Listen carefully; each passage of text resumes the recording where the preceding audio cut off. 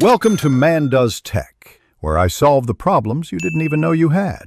You start by confirming 2 active numbers and ensuring both devices or dual SIM phone are ready. This prevents verification delays. Once done, install WhatsApp and WhatsApp Business so each number can run separately. Make a backup of your existing chats to Google Drive or iCloud before proceeding, because restoring is easier than rebuilding conversations.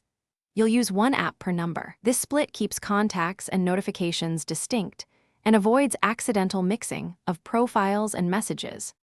Now you verify every number. Open each WhatsApp app and enter the assigned phone number, then complete SMS or call verification promptly to avoid timeouts.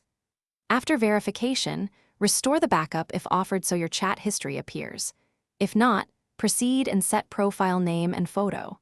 Then configure notifications and privacy settings to control last seen and read receipts. Make sure to link devices only to the intended account, so messages stay separated across apps and synced sessions. Finish by testing both numbers.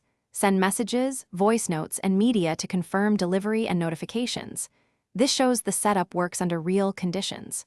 Organize contacts with labels or different chat archive settings so you can distinguish business versus personal. If something goes wrong, like verification failing, retry the code request and choose call verification, double-check the country code, and ensure stable internet. If backups won't restore, check storage permissions and available space before repeating the process. Thanks for watching. If you found this helpful, don't forget to like and subscribe.